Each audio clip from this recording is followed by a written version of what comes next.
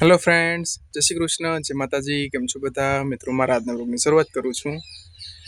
આજે મારે અહીંયા માંડવી રાપલવાનું કામ શરૂ છે. કેમ કે મેં તમને મારા આગલા વિડીયોમાં એકમાં કીધું હતું કે ભાઈ અમારે માંડવી પર રાપલવાનું શરૂ થઈ જશે. એટલે થઈ ગયું છે. ગઈકાલે બપોર પછી કાકાની રપલાઈ ગઈ અને એની ભેગી કરી લીધી માંડવી. અડધી બાકી છે અને બાકી અમારે હેઠામેર દીધી હતી. તો હેઠામેર થઈ ગઈ ભેગી અને હવે રાપલે માંડવી. બાકી મજૂર છે એ કાકાની ભેગી કરે છે અત્યારે. અમારી તો હજી વાર લાગશે, કાકાની ભેગી થઈ જાય પછી થશે. તો તમે બનાવી મારા વિડીયોમાં હું તમને બતાવું આગળ. અને મિત્રો, મેં તમને જેમ કીધું એમાં હેઠામેર પેરી કરીને આ બાજુ મૂકી દીધી. ને હવે આમ રાપલવાનું શરૂ છે. ખામે ખૂણે છે ટ્રેક્ટર એરિયું. હવે આ બધું આખું ખેતર આમને રાપલી નાખવાનું છે. માંડવી પાકી ગઈ. હવે હજી હમણાં એમ થાય કે વાવી હતી. કે મારા જે દિવસની મારી યુટ્યુબ ચેનલ શરૂ થઈ છે તે દિવસનું તમારે યારે શેર કરું વાવેતર ને બધું.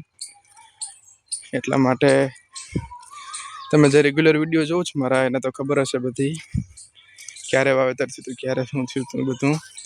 અત્યારે તો હવે આ જો એટલું આ ખૂણો રપલાઈ ગયો.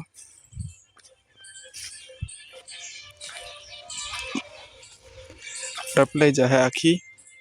મજૂરોલા ખેતરમાં છે હમેના એરિયા.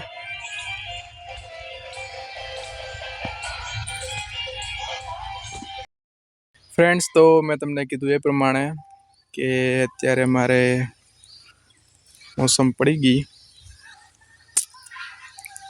અત્યારે મિત્રો ટાઈમ તો થયો જ કંઈક હજી 10 જ વાગ્યા સવારના, પણ અત્યારે ટેમ્પરેચર બહુ હાઈ થઈ ગયું.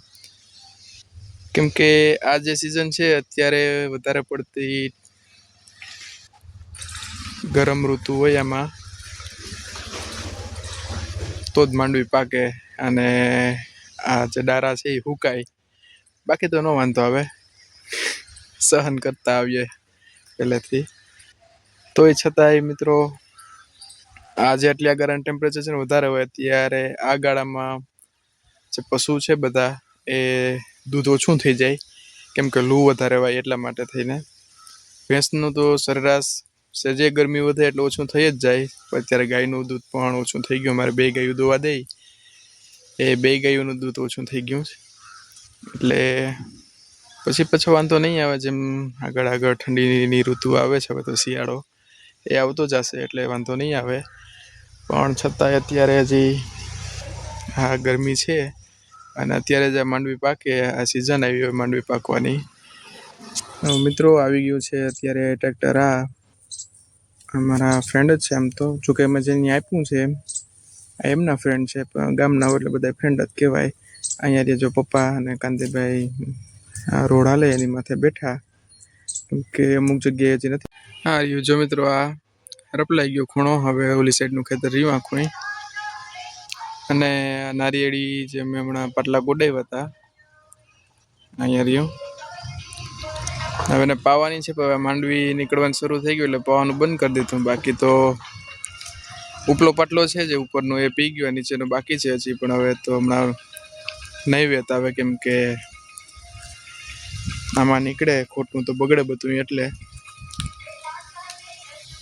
અહીંયા રહ્યો મિત્રો આ પાટલા.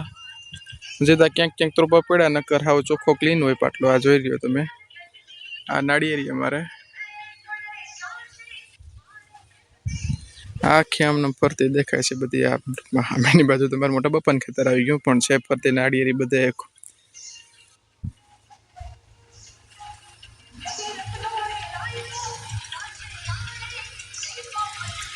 સામેના ખેતરમાં હારિયા મજૂરો હવે આવી ગયા પાસે.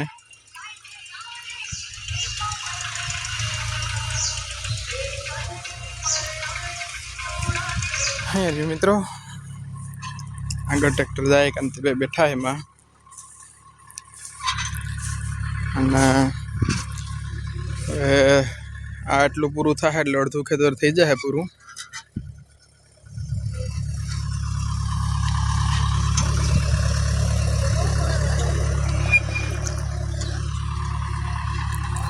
એ રહ્યું સામેની કોર આમ નામ. મજૂર છે બધા ચા પાણી પીવા બેઠા.